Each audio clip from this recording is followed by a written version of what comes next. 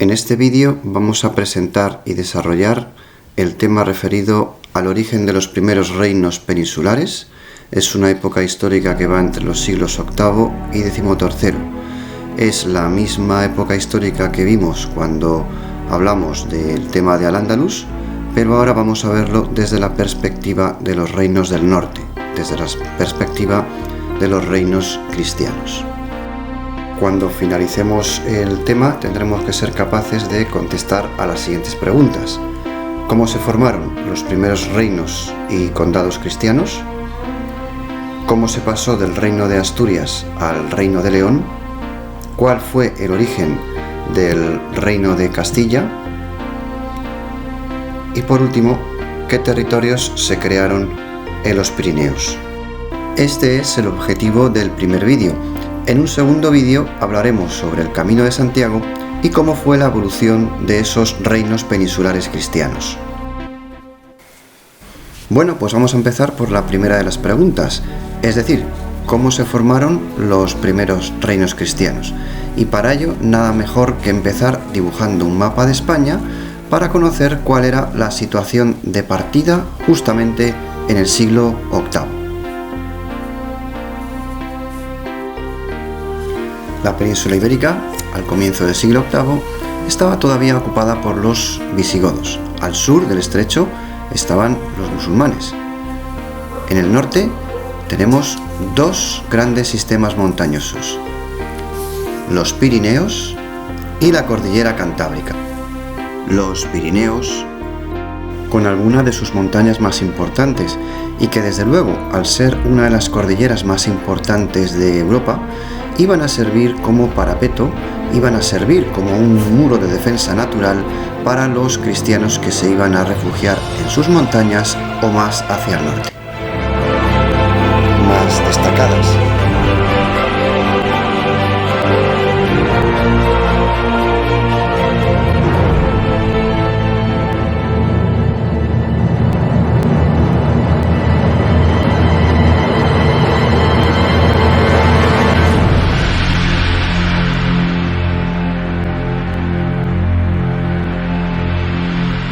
Y también muy importante desde el punto de vista histórico, la cordillera Cantábrica, que va a significar el primer núcleo de resistencia cristiano y que va a hacer frente con cierto éxito desde el principio a las invasiones y a los hostigamientos que iban a hacer los musulmanes. Este lugar geográfico va a ser el núcleo desde donde va a comenzar un nuevo reino que conoceremos como el Reino de Asturias. Recapitulemos.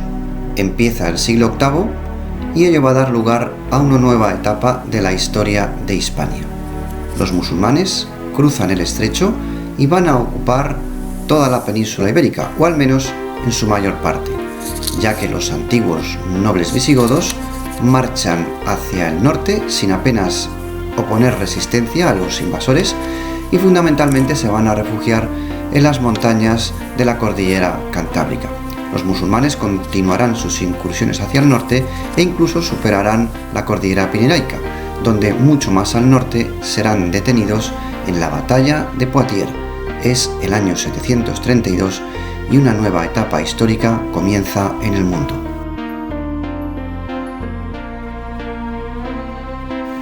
Nos situamos ahora en la zona más occidental, el Reino de Asturias.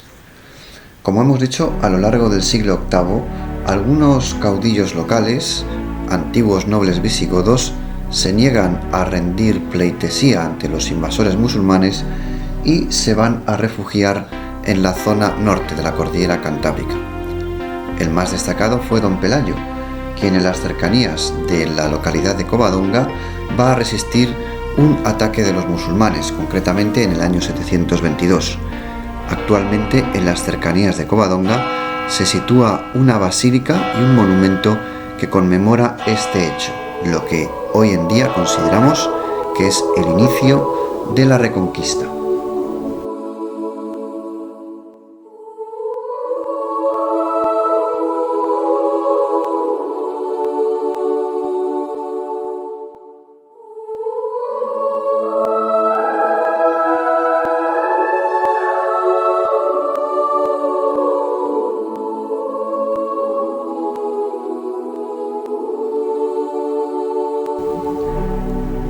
Años más tarde, dos monarcas muy importantes, Alfonso I y sobre todo Alfonso II, el denominado el Casto, fueron verdaderamente los primeros monarcas del reino de Asturias. Este reino empezó a formarse alrededor de la localidad de Cangas de Onís y posteriormente se expande hacia el oeste y llegará a dominar prácticamente todo Galicia. A partir de ese momento, la corte del reino se estableció en Oviedo y se van a recuperar algunas de las leyes visigodas. Nos situamos ahora en la zona más oriental del norte de la península ibérica, que recibió la visita del rey franco Carlomagno, que realizó varias expediciones en su suelo contra los musulmanes. En ellas consiguió el control de algunas ciudades como Pamplona, Jaca, Gerona y Barcelona, pero fracasó en su intento de llegar hasta el Valle del Ebro y así poder dominar la rica ciudad de Zaragoza.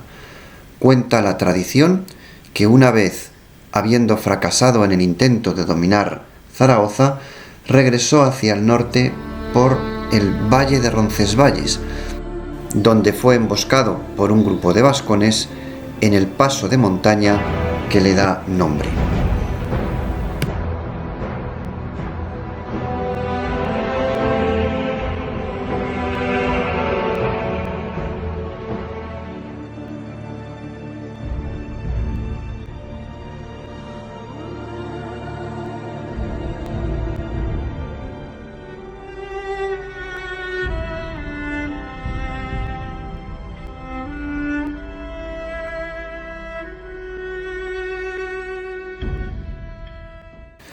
Al otro lado de la península, en concreto el rey Alfonso III de Asturias, va a aprovechar los enfrentamientos internos dentro del Emirato de Córdoba para aumentar sus dominios hacia el sur.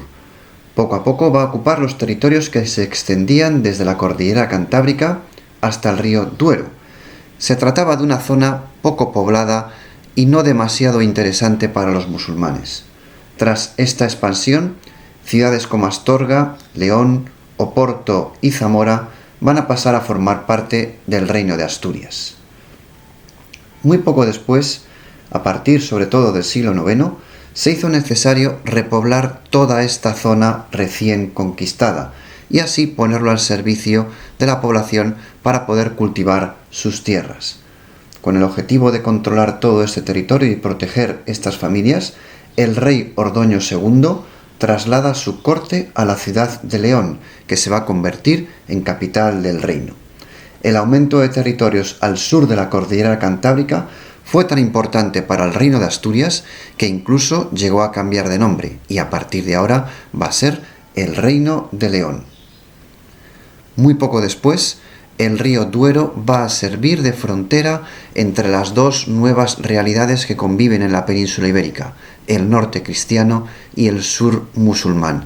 Esa frontera va a permanecer durante bastante tiempo estabilizada en las riberas del río Duero.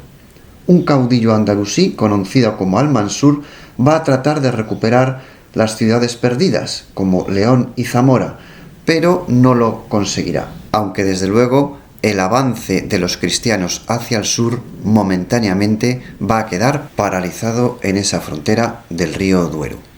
La mayoría de los ataques de los ejércitos musulmanes hacia el Reino de León se producían por el este, en concreto las actuales tierras de La Rioja, Álava y Burgos.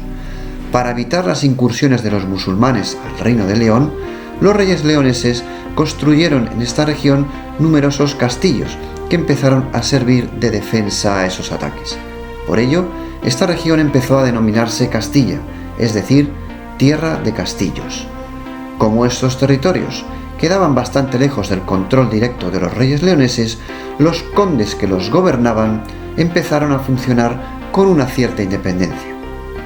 Durante el siglo X, Fernán González, uno de los condes más importantes de esta zona, aprovechó las disputas en el Reino de León para unificar los condados castellanos y además declaró que el título iba a ser hereditario. A partir de este momento había nacido el Condado de Castilla y muy poco después se transformaría en el Reino de Castilla. Durante el siglo IX, los condados pirenaicos que habían dependido del Imperio carolingio comenzaron a liberarse del dominio franco.